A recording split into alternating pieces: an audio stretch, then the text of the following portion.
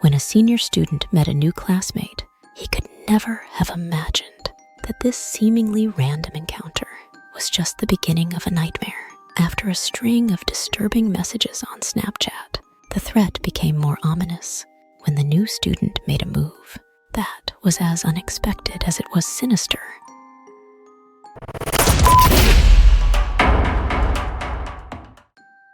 In the quaint, rural town of New Brunswick, the opening day of school brought a familiar mix of excitement and routine.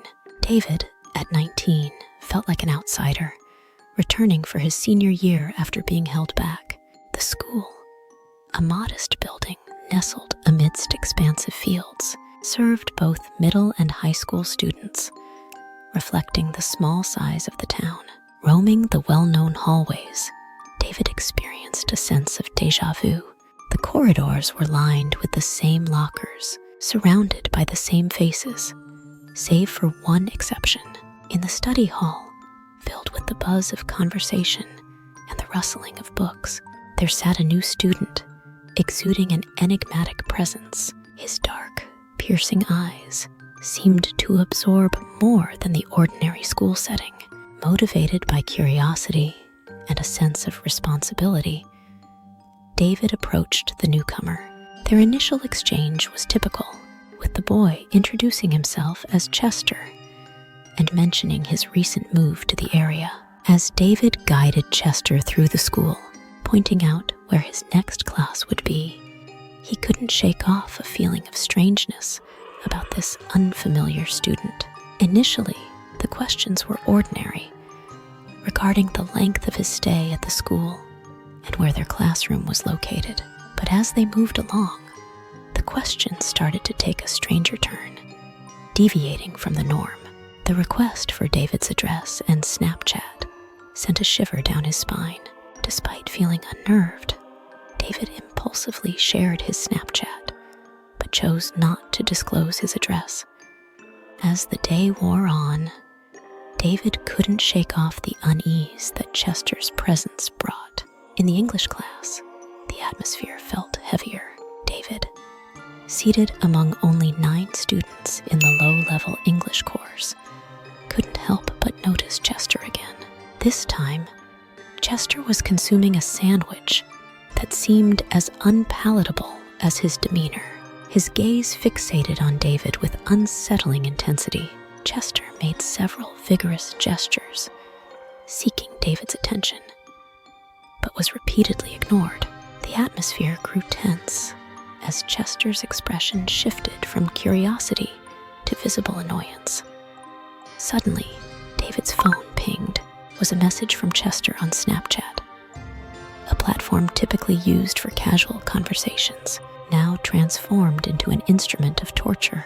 In this rural school setting, where every day seemed predictable, David would soon find himself entangled in a web of mystery and unease. Chester's peculiar behavior, his probing questions, and the unshakable feeling of being watched marked the beginning of a series of events that would soon spiral into a haunting encounter with fear itself.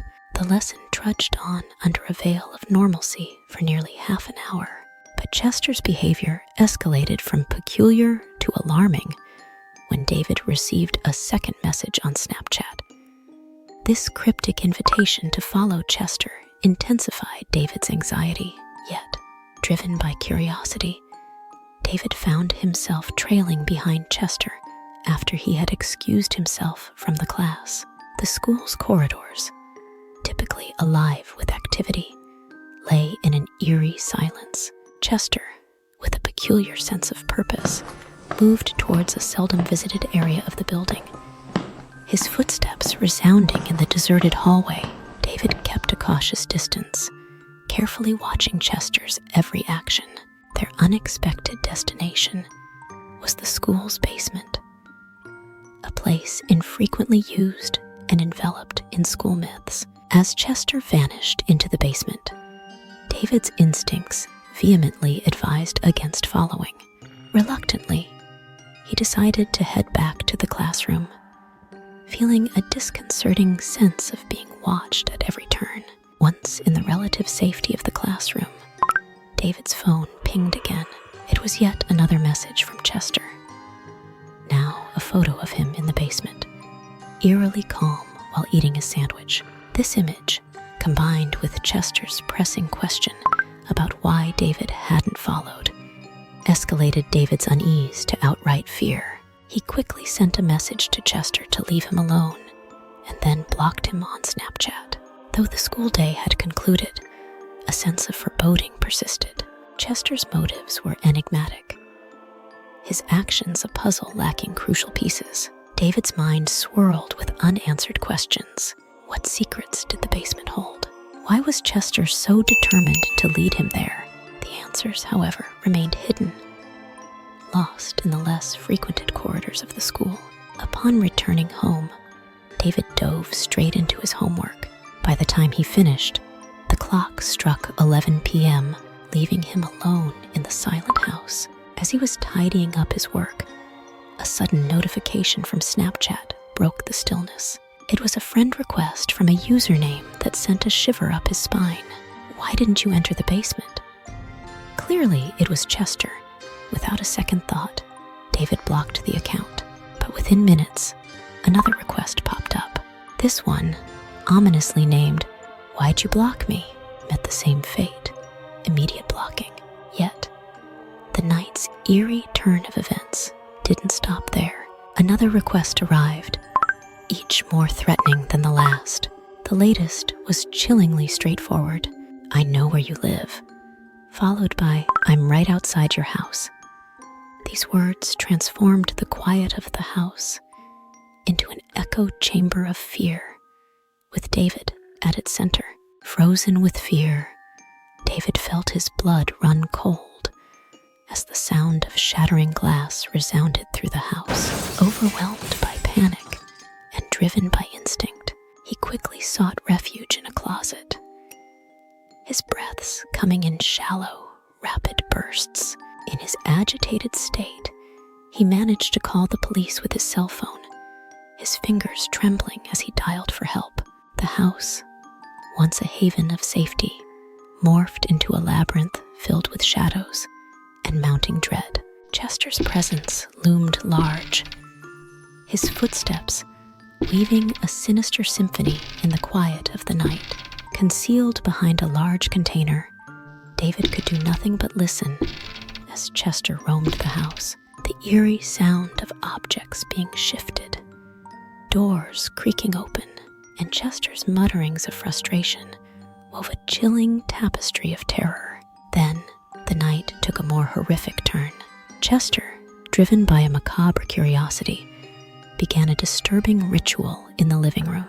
He methodically arranged the family photos in a circle, addressing each as though it were a living being.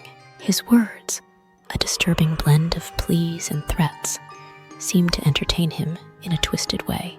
David, peering through a narrow gap, witnessed this deranged display, his heart pounding furiously in his chest.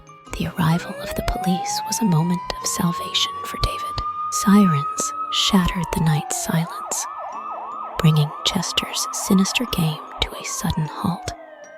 As the officers combed through the house, Chester slipped away into the darkness, leaving behind a scene rife with chilling, unanswered questions. The following day, David's report to the principal unveiled a shocking truth that sent a wave of icy fear through his veins. Chester was a ghost in the school's records, a cunning intruder who had seamlessly mingled with the students. The security footage captured his stealthy entry, but shed no light on his current location.